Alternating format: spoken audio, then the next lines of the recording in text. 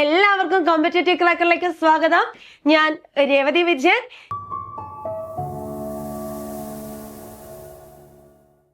ഞാൻ ഇന്ന് വന്നിരിക്കുന്നത് എന്തിനാ നിങ്ങൾക്ക് മനസ്സിലായല്ലോ. എന്തിനായിരിക്കും? PSC പരീക്ഷകളെ കുറിച്ച് പറയാൻ വേണ്ടി തന്നെയാണ്. PSC അതായത് ഒരു സർക്കാർ മേഖലയിൽ ജോലി നേടുക എന്ന് പറയുന്നത് നമ്മുടെ എല്ലാവരുടെയും ലക്ഷ്യമാണ് അല്ലെ. അപ്പൊ പലതരത്തിലുള്ള ആളുകൾ ഉണ്ടാവും. PSC പരീക്ഷയ്ക്ക് ആദ്യമായിട്ട് തയ്യാറെടുക്കുന്നവർ ഇനി എന്റെ PSC പരീക്ഷയാണ്. ഇപ്പൊ +2 കഴിഞ്ഞ ആൾക്കാര്, ഡിഗ്രി കഴിഞ്ഞവരൊക്കെ എന്ത് ചെയ്യും? നേരെ എനിക്ക് കുറച്ച് PSC ട്രൈ ചെയ്യാം എന്ന് തോന്നുന്ന ആൾക്കാരുണ്ടാവും. അതുപോലെ തന്നെ 4-5 വർഷം കുത്തിയിരുന്ന് പഠിച്ചിട്ടും മിസ് എനിക്ക് എവിടെയും എത്താൻ പറ്റിയിട്ടില്ല എന്ന് തോന്നുന്ന ആൾക്കാരുണ്ടാവും.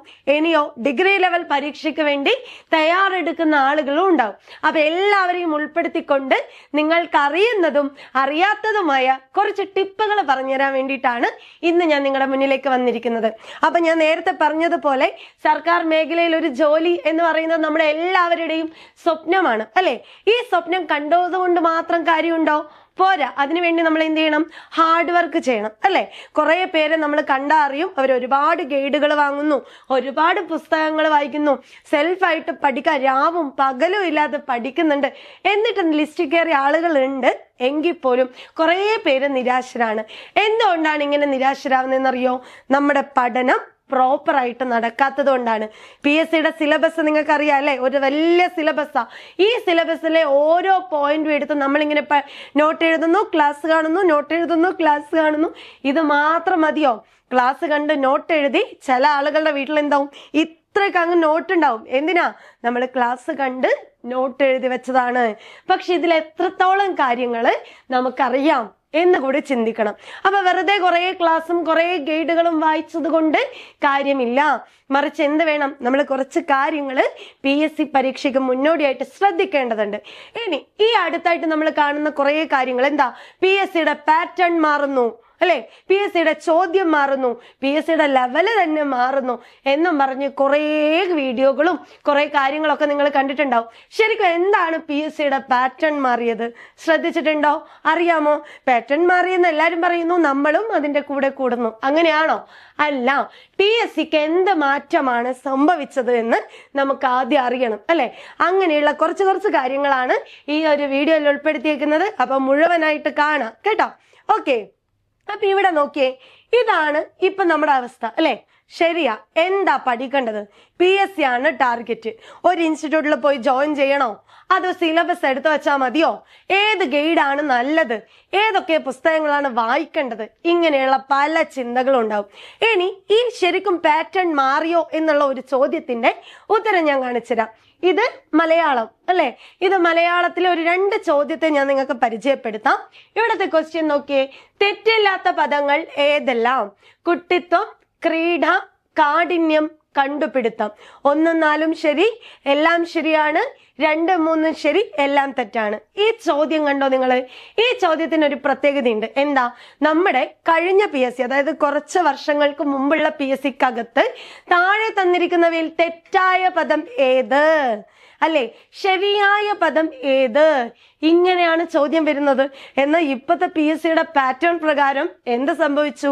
ഈ ഒറ്റക്കൊറ്റക്ക് നിൽക്കുന്ന സാധനത്തിനെ എല്ലാം കൂടി ഒന്നിച്ചങ്ങെടുത്ത് നമുക്ക് തന്നു. അതാണ് വ്യത്യാസം. നോക്കിയേ, ഒറ്റപദം ചോദിക്കുന്ന സമയത്ത് ഈ കുട്ടിത്വം എന്ന് പറയുന്ന ഒരു സാധനം ചോദിച്ചിട്ടുണ്ട്. താഴെ തന്നിരിക്കുന്നവയിൽ ശരിയായ പദം തെറ്റായത് ഏത് എന്ന് ചോദിക്കുമ്പോൾ തന്നിരിക്കുന്ന 4 പദങ്ങളാണ് ഇത്. നിങ്ങൾക്ക് പ്രീവിയസ് ക്വസ്റ്റ്യൻ പേപ്പർ ഒക്കെ എടുത്താൽ കാണാൻ പറ്റും. എന്നാൽ ഇപ്പോഴത്തെ പുതിയ പാറ്റേൺ എന്ന് പറയുമ്പോൾ ഈ പണ്ട് ചോദിച്ച ചോദ്യങ്ങളൊക്കെ എടുത്തുകൊണ്ട് അതിനെ പ്രസ്താവന രൂപത്തിലേക്ക് മാറ്റി എന്നുള്ളതാണ് PSCയുടെ ഒരു വലിയ മാറ്റം എന്ന് പറയുന്നത്. അപ്പൊ നമ്മൾ PSC മാറി എന്ന് പറയുമ്പോൾ നിങ്ങൾ ചിന്തിക്കേണ്ടത് PSC അടിമുടിയുള്ള മാറ്റമാണോ? അല്ല. നമ്മൾ പണ്ടത്തെ ചോദ്യങ്ങളൊക്കെ തന്നെ പുതിയ രീതിയിൽ പുതിയ പാറ്റേണിൽ നിങ്ങളുടെ മുന്നിലേക്ക് വരുവാണ്. ശരിയല്ലേ? അപ്പൊ കവിയത്രി എന്നൊക്കെ പറഞ്ഞ ചോദ്യങ്ങള്, അടിമത്തം, മടിമത്തം, ഇങ്ങനെയുള്ള പദശുദ്ധിയിലെ ഭാഗങ്ങളൊക്കെ ഒരു കാലത്ത് PSCയുടെ മുഖമുദ്രയായിരുന്നു. പക്ഷെ അതൊക്കെ എടുത്ത് ഇത്തരത്തിലുള്ള ചോദ്യങ്ങൾ വരാൻ തുടങ്ങി. ഇതാണ് ഒന്നാമത്തെ മാറ്റം. ഹൈലൈറ്റ് ചെയ്ത് നമ്മൾ ഓർത്ത് വെക്കേണ്ട കാര്യം. അപ്പൊ ഇവിടെ ഏതാണ് ശരിയെന്ന് കൂടി പറഞ്ഞു പോവാ അല്ലെ. കുട്ടിത്വം എന്ന് നമ്മൾ പറയില്ല, കുട്ടിത്തം ആണ് അല്ലെ. കുട്ടിത്തം. ക്രീഡ ഗെയിംസ് സ്പോർട്സ് കറക്റ്റ് ആണ്. കാഠിന്യം ഓക്കെ ആണ്. കണ്ടുപിടുത്തം എന്ന് പറയില്ല, കണ്ടുപിടിത്തമാണ് വരുന്നത്. അപ്പൊ ആൻസർ ആയിട്ട് വരുന്നത് ഏതാണ്? തെറ്റില്ലാത്ത പദങ്ങൾ ഏതാണ്? ഏതെവിടെ തെറ്റില്ലാത്ത പദം എന്ന് പറയുന്നത്?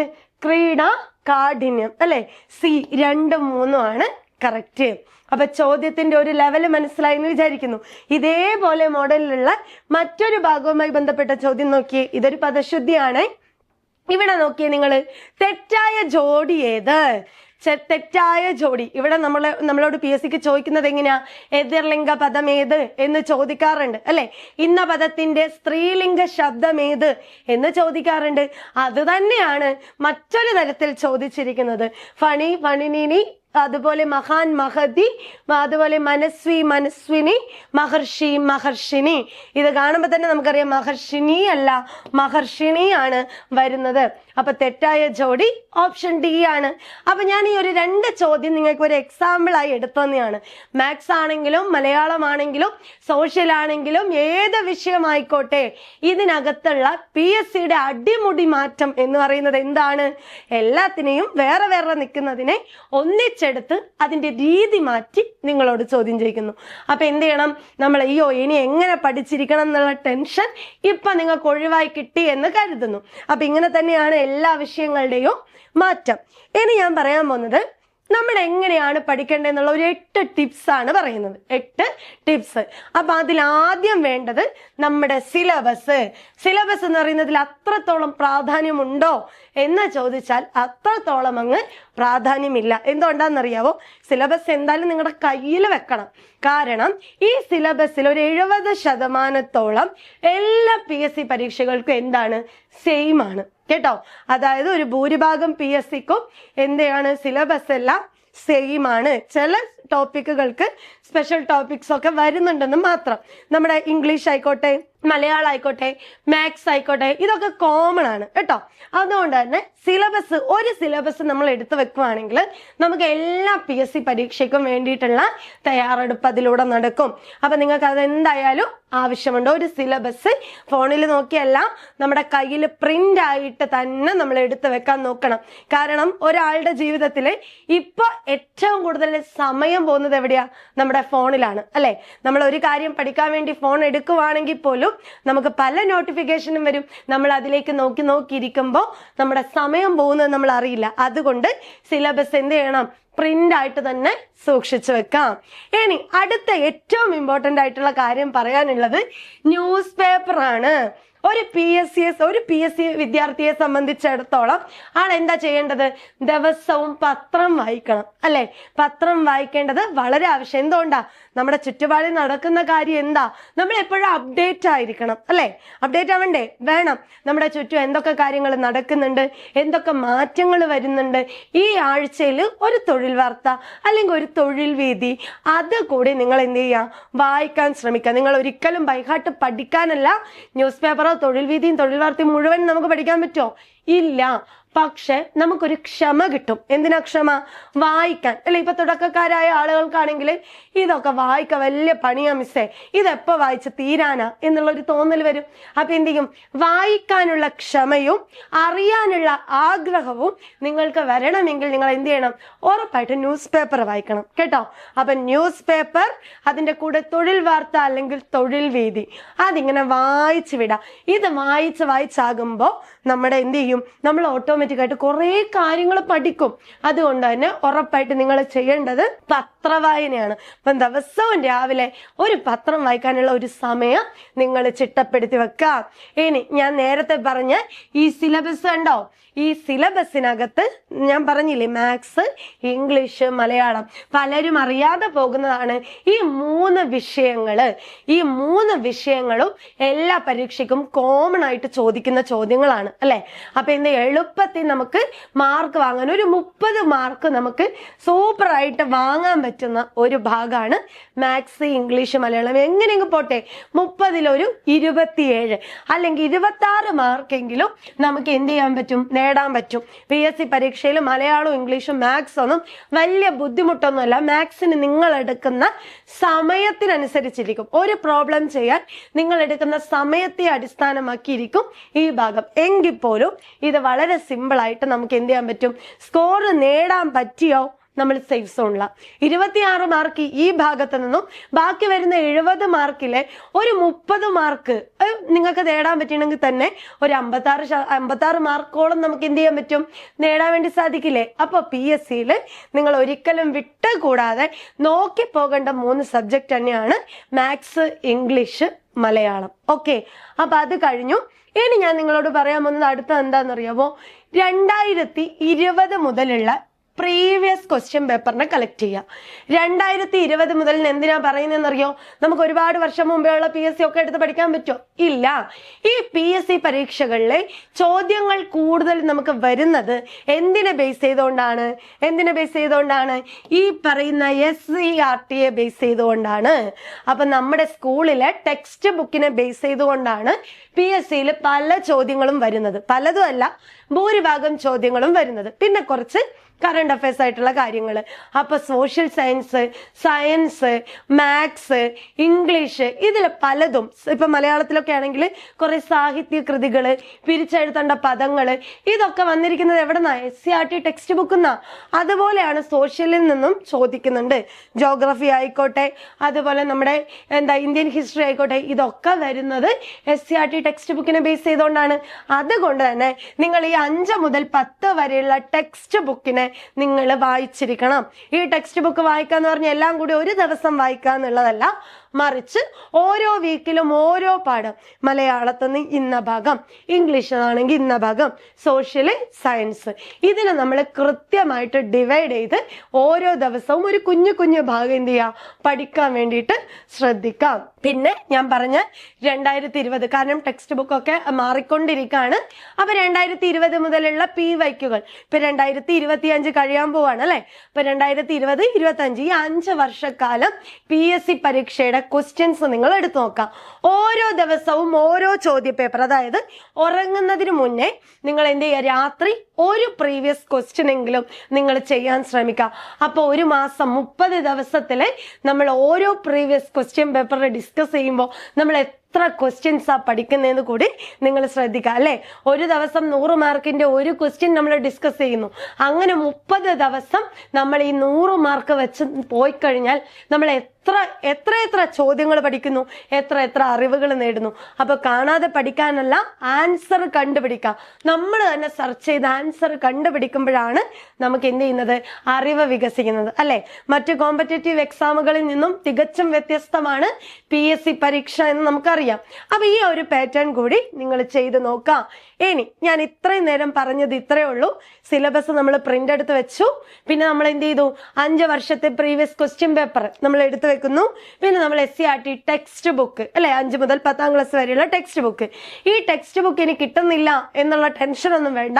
നമ്മുടെ സൈറ്റ് കയറിയിട്ട് സമഗ്രയിൽ നോക്കിക്കഴിഞ്ഞാൽ നമുക്ക് സ്കൂൾ ടെക്സ്റ്റ് അവൈലബിൾ ആവും. അങ്ങനെ നമ്മൾ ടെക്സ്റ്റ് എടുത്തു. ഇതൊക്കെ റെഡിയാക്കി വെച്ചതുകൊണ്ട് മാത്രം കാര്യം ഉണ്ടാവും? പോരാ. പിന്നെ നമുക്ക് എന്ത് വേണം, ഒരു കൃത്യമായിട്ടുള്ള സ്റ്റഡി പ്ലാൻ വേണം അല്ലെ.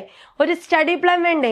ഇനി വരാൻ പോകുന്ന PSC പരീക്ഷ എന്താണ്, ആ പരീക്ഷയ്ക്ക് വേണ്ടി ഇനി നമ്മുടെ മുമ്പിൽ എത്ര ദിവസങ്ങളുണ്ട് എണ്ണി നോക്കുക. എത്ര ദിവസമുണ്ട്? 3 മാസമാണെങ്കിൽ നിങ്ങളുടെ മൈൻഡിൽ 3 മാസം കൊണ്ട് ഞാൻ എങ്ങനെയാണ് ഈ സിലബസ് വെച്ച് കവർ ചെയ്യാൻ പോകുന്നത്, ഈ ടെക്സ്റ്റ് ബുക്ക്, ഈ പ്രീവിയസ് ക്വസ്റ്റ്യൻസ് എങ്ങനെ എനിക്ക് കവർ ചെയ്യാൻ പറ്റും എന്നുള്ള ഒരു ധാരണയിൽ നിങ്ങൾക്ക് എന്ത് ചെയ്യണം, ഒരു സ്റ്റഡി പ്ലാൻ ഉണ്ടാക്കണം അല്ലെ. ഒരു ദിവസം ഞാൻ എത്ര മണിക്കൂർ പഠിക്കും, ഏതൊക്കെ ടോപ്പിക്കാണ് എനിക്ക് പഠിക്കാൻ കഴിഞ്ഞത്, നമ്മളെ തന്നെ വിലയിരുത്താം. ഇന്നത്തെ ദിവസം ഞാൻ ഇത്ര മണിക്കൂർ പഠനത്തിന് വേണ്ടി മാറ്റിവെച്ചിട്ടുണ്ട്. അതുകൊണ്ട് തന്നെ വളരെ ഇമ്പോർട്ടന്റ് ആയിട്ടുള്ള ഒരു സ്റ്റഡി പ്ലാൻ നിങ്ങളുടെ ഉള്ളിൽ ഉണ്ടായിരിക്കണം. നിങ്ങളൊന്ന് നിർമ്മിച്ചു വെക്കണം. ഇനി സ്റ്റഡി പ്ലാനായി, ടെക്സ്റ്റ് ബുക്കായി, ക്വസ്റ്റ്യൻ പേപ്പറായി ഇല്ലേ. ഇനി എന്ത് ചെയ്യണം, കുറെ വായിക്കാൻ തുടങ്ങി, നോട്ട് എഴുതി വെച്ചു. മതിയോ? പോരാ, മറന്നുപോകും അല്ലെ. മനുഷ്യ സഹജമാണ് മറവി. അപ്പൊ മറന്നു പോവാതിരിക്കാൻ നമ്മൾ എന്ത് ചെയ്യണം, റിവിഷൻ നടത്തണം. 7 ദിവസം നിങ്ങൾ പഠിച്ചാൽ 7ാമത്തെ ദിവസം റിവിഷൻ ആയിരിക്കണം. ആ റിവിഷന് നിങ്ങൾ തുടക്കം മുതൽ അവസാനം വരെ പഠിക്കുക മാത്രം പോരാ, മറിച്ച് എന്ത് ചെയ്യണം? എക്സാം എഴുതി നോക്കണം. എൻ്റെ ഓർമ്മയിൽ എത്രത്തോളം നിൽക്കുന്നുണ്ട്, എനിക്ക് ഓർമ്മ ശക്തി ഉണ്ടോ എന്നുള്ളത് നിങ്ങൾ എന്ത് ചെയ്യണം? മനസ്സിലാക്കി വെക്കണം. പോരാത്തതിന് ഓരോ ദിവസം പഠിക്കുന്ന കാര്യങ്ങൾ എന്ത് ചെയ്യണം? വർക്കൗട്ട് ചെയ്തിരിക്കണം. ഇന്ന് പഠിക്കുന്നത് എന്തിനെ കുറിച്ചാണ്? ഇന്ന് വ്യാകരണമാണ് പഠിക്കുന്നതെന്ന് വിചാരിക്കുക. ആ വ്യാകരണത്തിലെ ക്വസ്റ്റ്യൻ തന്നെ നിങ്ങൾ എന്ത് ചെയ്യണം? അന്ന് രാത്രി കിടക്കുന്നതിന് മുമ്പ് ഒരു 10 ക്വസ്റ്റ്യൻ വെച്ച് നിങ്ങൾ ആൻസർ ചെയ്യാൻ നോക്കുക. ഇങ്ങനെ 7 ദിവസവും എന്ത് ചെയ്യുക? നിങ്ങൾ പഠനത്തിന് വേണ്ടി വിനിയോഗിക്കുക. ഇങ്ങനെ നിങ്ങൾ ചെയ്യുവാണെങ്കിൽ, ഇതുവരെ ലിസ്റ്റിനകത്ത് എത്താൻ പറ്റിയിട്ടില്ല എന്ന് തോന്നുന്നവരാണെങ്കിൽ അങ്ങനെ നിങ്ങളൊന്ന് ചെയ്ത് നോക്കിയാൽ നിങ്ങൾക്ക് ഉറപ്പായിട്ട് എന്ത് ചെയ്യാം? ലിസ്റ്റിലേക്ക് എത്താൻ വേണ്ടി പറ്റും. അപ്പൊ തുടക്കക്കാരോട് കൂടി എനിക്ക് പറയാനുള്ളത് ഇതാണ്: ഒരുപാട് ഗൈഡുകൾ വാങ്ങി കൂട്ടുന്നതിന് പകരം നമ്മുടെ ടെക്സ്റ്റ് ബുക്കിനെ തന്നെ നിങ്ങൾ ആദ്യം ആശ്രയിക്കുക. അപ്പൊ ഇതൊക്കെ പറയാൻ വേണ്ടിയിട്ട് ഇങ്ങനെയൊക്കെ പറയുകയാണെങ്കിൽ മിസ്സിന് PSC കിട്ടില്ലേ എന്ന് ചിലർക്കെങ്കിലും ഡൗട്ട് ഉണ്ടാവും അല്ലെ? അപ്പൊ ഞാൻ എൻ്റെ പഠന സ്ട്രാറ്റജി കൂടിയാണ് നിങ്ങൾക്കിപ്പോൾ പങ്കുവെച്ചത്. അപ്പൊ ലിസ്റ്റിലൊക്കെ ഉള്ളത് കൊണ്ട് തന്നെയാണ് ധൈര്യത്തിൽ ഞാൻ നിങ്ങളോട് ഈ ഒരു കാര്യങ്ങളൊക്കെ പറയുന്നത്. അപ്പൊ ഇത്രയും കാര്യങ്ങൾ നിങ്ങൾ കൃത്യമായിട്ട് ഫോളോ ചെയ്യുവാണെങ്കിൽ നിങ്ങൾക്ക് ഉറപ്പായിട്ടും PSCയുടെ ലിസ്റ്റിൽ കയറാൻ പറ്റും. അപ്പൊ ഈ ഒരു കാര്യങ്ങളൊക്കെ അറിയിക്കാൻ വേണ്ടിയിട്ടാണ് ഇന്ന് ഞാൻ നിങ്ങളുടെ മുന്നിലേക്ക് വന്നിരിക്കുന്നത്. അപ്പൊ അവസാനം നമുക്ക് എന്ത് വേണം? നമുക്കും റാങ്ക് ലിസ്റ്റിൽ എത്തിയേ എന്നുള്ള ഒരു സന്തോഷം നമുക്ക് വേണം അല്ലെ? അപ്പോൾ പറഞ്ഞതൊക്കെ ശ്രദ്ധിക്കാം. ഇനി നിങ്ങൾക്ക് ഒറ്റക്ക് പഠിക്കാൻ പറ്റുന്നില്ല മിസ്സേ അല്ലെ? PSCക്കാർക്കൊരു പ്രത്യേകതയുണ്ട്. എന്താ? തുടക്കത്തിൽ ആവേശം ഒടുക്കം വരെ നിൽക്കില്ല, മടുപ്പ് തോന്നും. അപ്പൊ അങ്ങനെ മടുപ്പ് തോന്നുവാണ് മിസ്സേ, കൃത്യമായ ഒരു സ്റ്റഡി പ്ലാൻ എനിക്ക് ഉണ്ടാക്കാൻ പറ്റുന്നില്ല എന്ന് തോന്നുവാണെങ്കിൽ ഒട്ടും ടെൻഷൻ അടിക്കണ്ട. ഇവിടെ ഞങ്ങൾ ഒരു ഫൗണ്ടേഷൻ ബാച്ച് സ്റ്റാർട്ട് ചെയ്തിട്ടുണ്ട്. അപ്പൊ ഈ ഒരു ബാച്ചിലേക്ക് നിങ്ങൾക്ക് ജോയിൻ ചെയ്യാവുന്നതാണ്. ഞങ്ങൾ എല്ലാവരും നിങ്ങളുടെ കൂടെ ഉണ്ടാവും. അപ്പൊ ഇതിലേക്ക് ജോയിൻ ചെയ്യേണ്ട നമ്പർ ഇവിടെ കാണുന്നുണ്ടല്ലോ. ഓക്കെ, അപ്പോൾ കൂടുതൽ വീഡിയോയുമായി നമുക്ക് വീണ്ടും കാണാം. താങ്ക്